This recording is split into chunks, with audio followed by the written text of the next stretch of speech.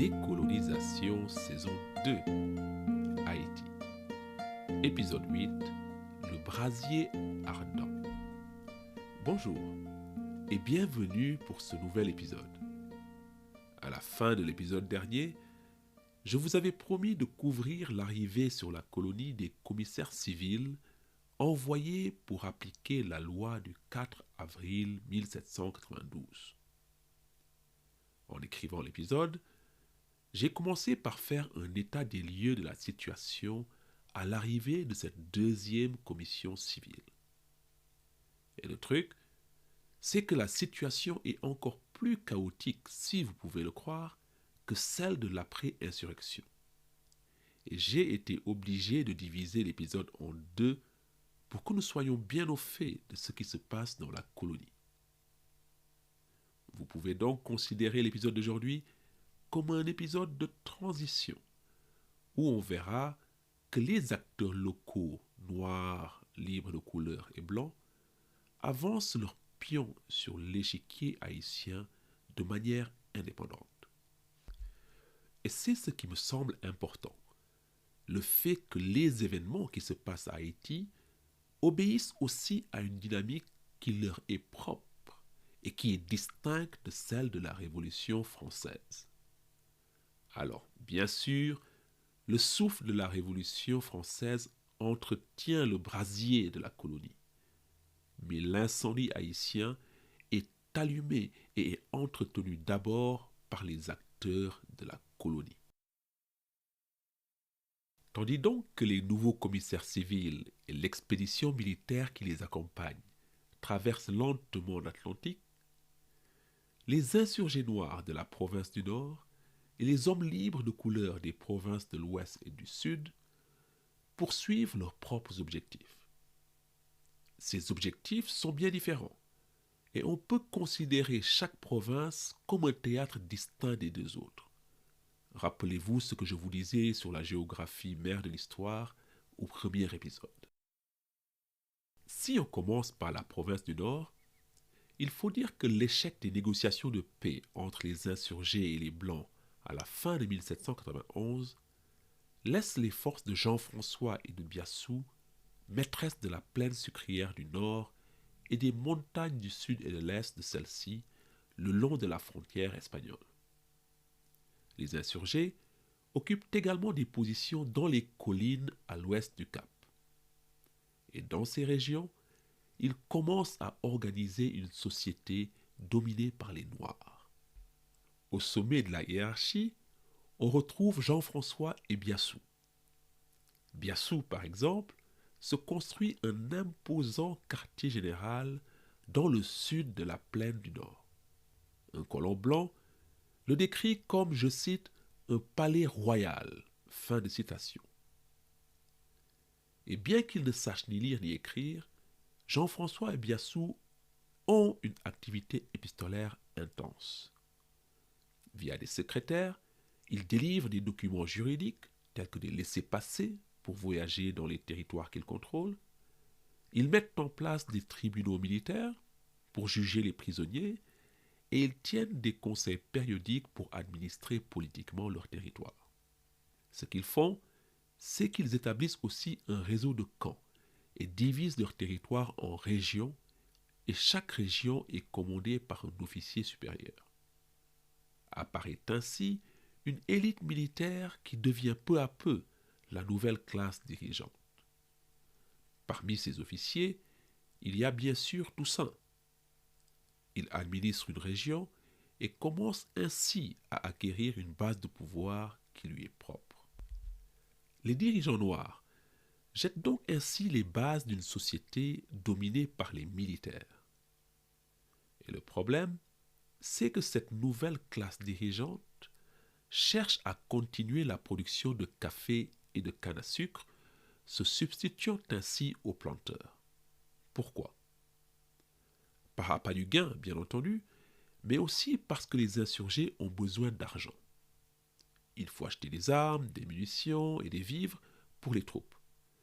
Et ces armes, ces vivres, etc., c'est en territoire espagnol que les rebelles se les procurent. En effet, Les Espagnols sont bien contents de contribuer à la déstabilisation de la colonie de l'ennemi français. Ils sont les receleurs du butin provenant du sac des habitations de la plaine. Mais cela ne suffit pas aux rebelles. Pour financer leur guerre, Jean-François et Biassou vont même jusqu'à vendre des prisonniers de guerre noirs, ainsi que des femmes et des enfants qui ne sont pas aptes au combat. Toussaint, lui, se distingue déjà à ce moment car il ne se livre pas au trafic d'esclaves, même s'il est sous l'autorité de Biassou.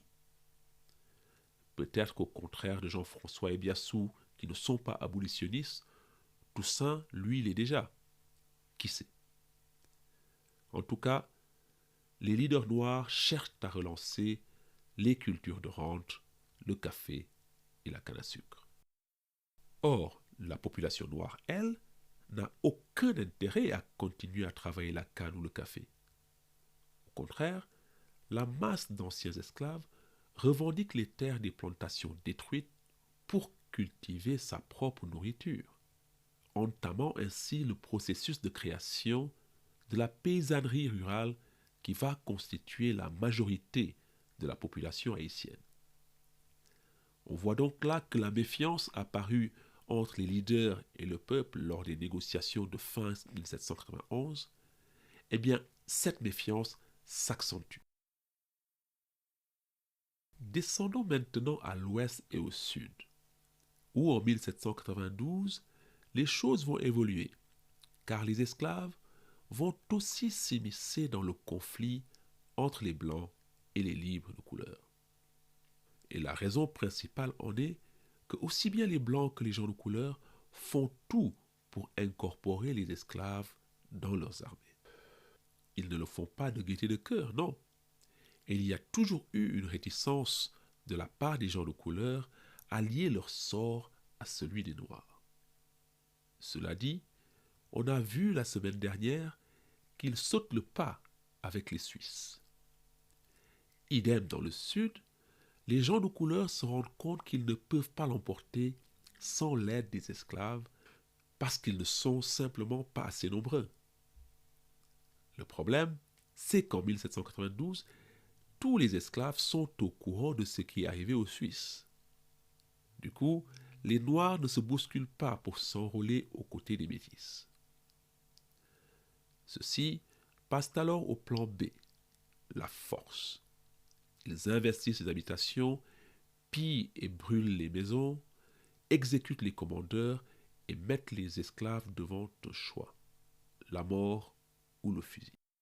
Or, les Blancs, qui ont exactement le même problème d'effectifs que les gens de couleur, imitent ceux-ci en affranchissant leurs esclaves pour en faire des soldats.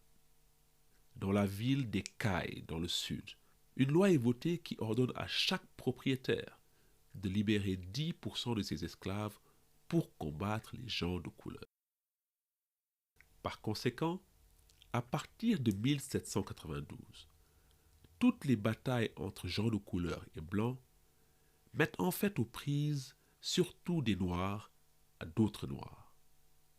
Dans l'esprit des propriétaires blancs et métis, l'affranchissement en contrepartie du service militaire ne remet pas en cause l'institution de l'esclavage. Pourtant, c'est bien une boîte de Pandore qu'ils ont ouverte. Contraints de se battre dans une guerre qui n'est pas la leur, les Noirs acquièrent une expérience militaire inestimable, mais aussi de nouvelles perspectives politiques. Un planteur le remarque, qui voit que les esclaves recrutés ont, je cite, perdu l'habitude de travailler, fin de citation, et se sont accoutumés à penser. Et oui, il ne faudra pas s'étonner quand beaucoup d'entre eux mettront leur expérience militaire au service de leurs propres intérêts. En effet, dans un contexte marqué par l'insurrection du Nord et par la guerre civile entre Blancs et gens de couleur, les esclaves comprennent qu'ils ont désormais des atouts à faire valoir. À l'ouest, les esclaves ne détruisent pas les plantations et ils ne les abandonnent pas non plus. Ils en prennent tout simplement le contrôle en plusieurs endroits. L'historien Gabriel Debiens donne ainsi l'exemple des plantations d'indigo et de sucre appartenant à Madame de Maugé dans l'Artibonite, où les esclaves chassent tout simplement les gérants blancs. Quand des émissaires se rendent sur place pour en reprendre le contrôle, les esclaves répondent qu'ils ne veulent plus de blancs sur l'habitation. Ils se choisissent leurs propres gérants et forcent les blancs à se retirer. Ces esclaves vont même jusqu'à écrire une lettre à la propriétaire où ils exposent des revendications en termes de conditions de travail et de traitement. Et la même chose se passe dans plusieurs plantations de l'Ouest. Ce qu'on voit là, c'est que la guerre civile sape donc profondément l'autorité des maîtres de l'Artibonite. Et elle crée des fissures dans le système esclavagiste qui a maintenant tout le mal du monde à contenir les esclaves. Mais vous me direz, ce n'est rien par rapport à ce qui se passe au nord. Pour trouver une autre insurrection armée d'esclaves en dehors du nord, il faut attendre la fin de 1791, avec le mouvement de Romain Rivière, alias Romaine la prophétesse. C'est un mouvement qui se passe aux confins des provinces de l'Ouest et du Sud. À la fin de 1791, Romain Rivière, un libre de couleur, s'installe dans une église abandonnée au Trou-Kofi, une bourgade entre Léogane et Jacmel. Et là, Romain prêche. Il affirme être inspiré par l'Esprit Saint et communiquer directement avec la Vierge Marie. Pour accentuer ce lien avec la Vierge, Romain prétend être possédé par un esprit féminin. Il s'habille en femme et se fait appeler Romaine la prophétesse. Avec une croix renversée à la main, Romaine déclare aux esclaves que le roi les a déjà affranchis, mais que les colons refusent d'appliquer les volontés royales. On a déjà entendu ça quelque part. Romaine monte donc un groupe armé et utilise la rumeur de l'affranchissement royal pour encourager les esclaves à se joindre à lui. Et c'est un succès. Romaine arrive à rassembler une dizaine de milliers d'esclaves autour de lui. Et là, il part à l'offensive. D'abord contre la ville de Jacmel, mais sans succès. Mais ensuite, l'armée de Rivière assiège Léogane et contraint la ville à signer un traité de paix. Ce traité met Romaine la prophétesse aux commandes du gouvernement de la ville. Ses troupes investissent Léogane et depuis le Trou-Kofi, Romaine la prophétesse devient le seigneur d'un territoire important compris entre Léogane et Jacmel jusqu'en mars 1792. Ce soulèvement de Romaine la prophétesse aboutit à la libération de centaines ou même de milliers d'esclaves et à la paralysie du système dans la région. Les propriétaires blancs et de couleur sont donc alarmés par le précédent et ne tardent pas à réagir. Ainsi, quand un des trois commissaires, Edmond de Saint-Léger, débarque dans l'Ouest, sa priorité est de reprendre Léogane. Et le 25 mars, Saint-Léger attaque de manière décisive le fief de Trou-Kofi, détruisant le site, capturant la femme et la fille de Rivière. Romaine la prophétesse, elle, s'enfuit et est reléguée aux oubliettes de l'histoire.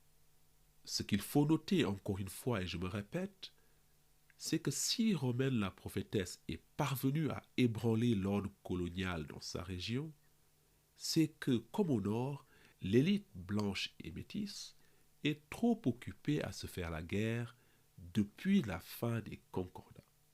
Depuis cette cassure, Port-au-Prince, par exemple, place forte des petits blancs, est assiégé par les libres de couleur qui ont donc incorporé les esclaves dans leur rang de gré ou de force. Dans Port-au-Prince même, les radicaux blancs font pareil, avec la création par leur chef, Caradeux, de la Compagnie des Africains. composée d'esclaves de ville. Avec cette compagnie, les patriotes blancs radicaux de Port-au-Prince mènent des raids dans la plaine du cul-de-sac qui entoure la ville. Et le point d'orgue du conflit est atteint en mars 1792. Ce qui se passe, c'est que les radicaux de Port-au-Prince mettent à profit la trêve signée sous l'égide du commissaire de Saint-Léger. Comme on l'a vu tout à l'heure, la priorité de Saint-Léger à ce moment est de reprendre Léogane à Romaine la prophétesse. Pour ce faire, il arrive à convaincre les planteurs de couleur et les planteurs blancs d'arrêter de guerroyer pour se concentrer sur la menace romaine. Mais pendant que les notables de couleur et blanc marchent sur Léogane, Caradeux, le chef des radicaux de Port-au-Prince, lance ses troupes à l'assaut de la place forte des gens de couleur à la Croix des Bouquets. Dans leur marche vers la Croix des Bouquets, l'armée des radicaux se livre à des exactions et à des pillages à travers toute la plaine du cul-de-sac. Puis, ils battent les troupes de couleur et les chassent de la Croix des Bouquets. Mais ce succès n'est que temporaire, car des milliers d'esclaves, enragés par le vandalisme et les pillages des radicaux de Port-au-Prince, se constituent en armée sous l'égide d'un leader religieux charismatique de 20 ans à peine, nommé Hyacinthe. Sous la houlette de Hyacinthe, ce sont donc 10 à 15 000 Noirs qui convergent sur la Croix du Bouquet pour en découdre avec les radicaux de Port-au-Prince, dont l'armée, on l'a vu, comprend aussi des Noirs de la ville. Voici le récit que fait Victor Schœlcher de la bataille de la Croix des Bouquets. Je cite: « Les nègres amenés par Hyacinthe, presque tous africains, n'étaient guère armés que de couteaux, de piques, de houes et de bâtons ferrés. Mais fanatisés par leurs sorciers, persuadés qu'ils ressusciteraient en Afrique s'ils étaient tués, ils se jetaient sur les baïonnettes sans souci des feux qui les décimaient. Ils se cramponnaient aux chevaux des dragons en se laissant sabrer. Hyacinthe, une queue de taureau à la main, parcourait le rang en criant qu'elle chassait la mort. Il s'élançait à leur tête, affrontant les balles et la mitraille qui semblaient respecter son talisman. On vit des hommes se précipiter sur les canons, les tenir embrassés et se faire tuer sans lâcher prise. On en vit d'autres fourrer le bras dans la bouche des pièces pour arracher les boulets et appeler leurs camarades en criant. Les pièces partaient et leurs membres étaient emportés au loin. » Fin de citation. Résultat de ce combat au corps à corps, les Blancs sont submergés et doivent battre en retraite vers Port-au-Prince, en laissant plus d'une centaine de morts sur le champ de bataille, contre environ 1200 du côté des esclaves de Hyacinthe. Mais l'essentiel est fait. Hyacinthe et ses compagnons noirs ont sauvé la Croix des Bouquets et ont sauvé les gens de couleur, leur permettant ainsi de négocier en position de force par rapport aux Blancs. Unis derrière Pinchina, les gens de couleur imposent leurs conditions aux commissaires venus du Cap pour rétablir la paix dans la province de l'Ouest. C'est ainsi que les gens de couleur obtiennent la mise aux arrêts des radicaux blancs et la dissolution de l'assemblée locale. Les radicaux de Port-au-Prince s'enfuient, sont arrêtés ou exécutés. Et début juillet, l'armée de couleur, avec Rigaud et Beauvais à sa tête, entre de nouveau dans Port-au-Prince.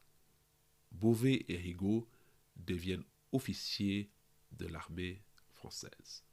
Si on ajoute cette victoire militaire à la victoire politique qui est la loi du 4 avril, on peut donc dire que s'il y en a qui ont tiré leur épingle du jeu, après la brèche ouverte par les esclaves du Nord, s'il y en a qui s'en sont sortis, ce sont bien les gens de couleur.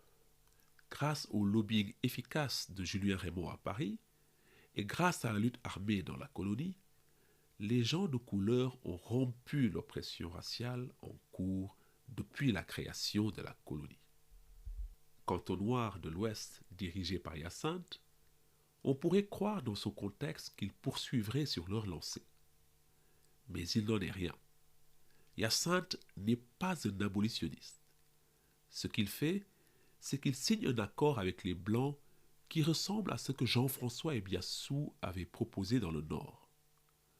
La liberté pour les leaders, et en contrepartie, usant de son autorité religieuse et de la contrainte, Hyacinthe promet de ramener ses hommes dans les plantations après la fin des combats. Les Blancs acquiescent, mais mettent une condition à l'affranchissement des meneurs: que ces chefs se constituent en unité de police chargée de maintenir l'ordre parmi les esclaves des plantations. Ainsi, Hyacinthe assure le rétablissement partiel de la production de sucre et grâce à lui, les plantations de l'Ouest ne connaissent pas le même sort que celles du Nord. Pour finir l'épisode d'aujourd'hui, je voudrais qu'on descende jusqu'au Sud, province qui, vous vous rappelez, fait office de Far West de la colonie. Eh bien là aussi ça part dans tous les sens, car le contexte est le même que dans l'Ouest, à savoir la cooptation des Noirs dans la guerre civile entre Blancs et libres de couleur. Par contre, au Sud, contrairement à l'Ouest, les chefs rebelles noirs refusent de rendre les armes après la fin des hostilités. Deux bandes en particulier, dirigées par Armand et Martial, refusent de ramener leurs troupes dans les plantations tant que trois conditions ne seront pas remplies. 3 jours de repos hebdomadaire pour tous les esclaves, l'affranchissement de plusieurs centaines de chefs, ainsi que l'abolition de la pratique du fouet.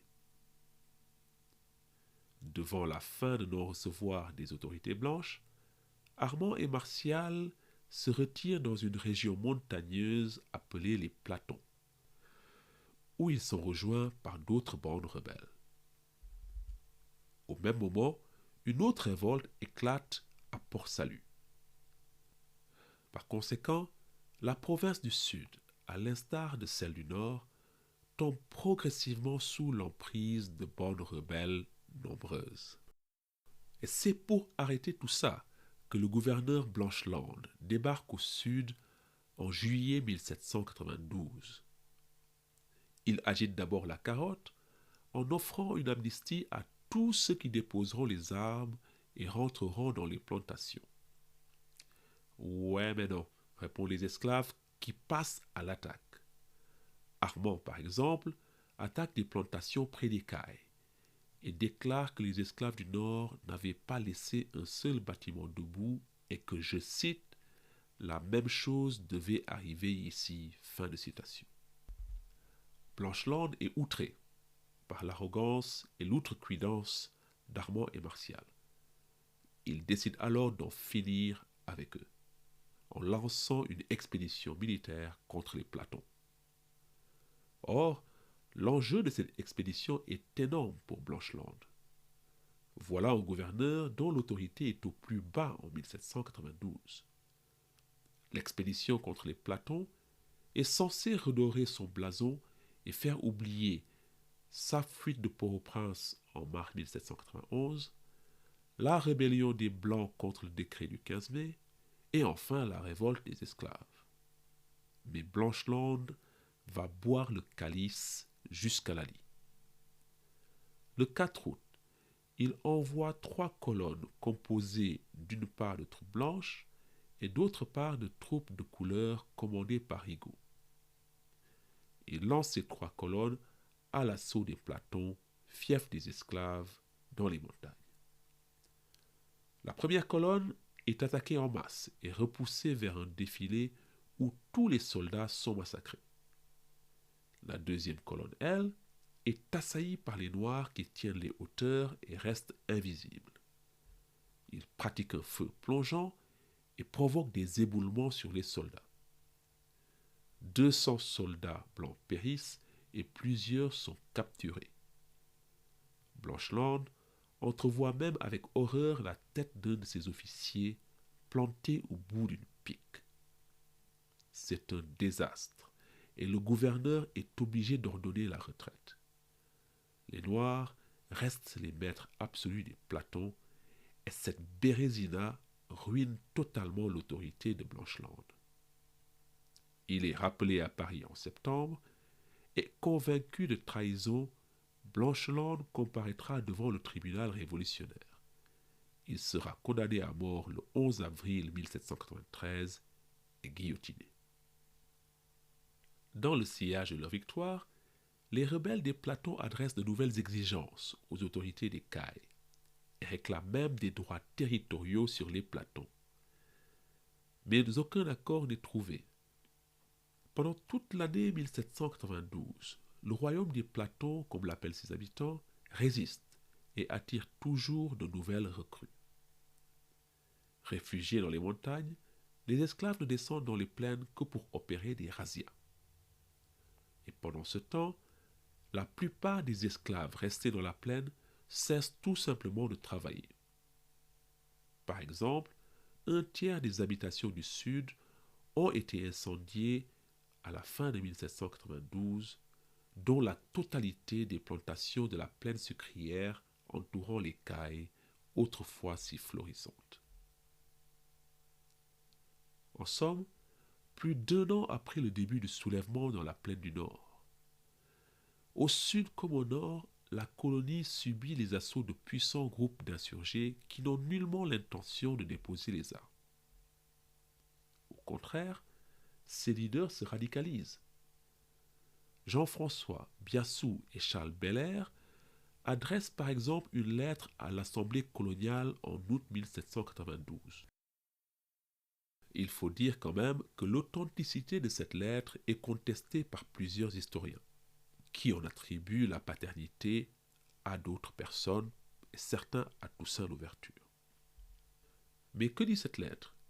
Dans cette lettre, les chefs du Nord déclarent qu'ils ne déposeront les armes que si 2 demandes sont satisfaites: la liberté générale pour tous les esclaves et l'amnistie générale. On est donc désormais très loin des positions conciliantes de la fin 1791. Le seul motif de consolation pour les colons, c'est qu'avec la victoire des gens de couleur dans l'Ouest, ceux-ci coopèrent avec Hyacinthe pour maintenir l'ordre colonial.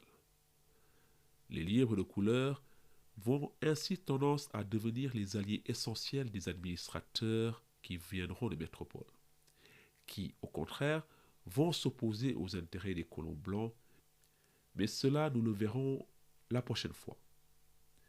D'ici là, portez-vous bien, mais je ne vous quitterai pas cette fois-ci sans une recommandation musicale.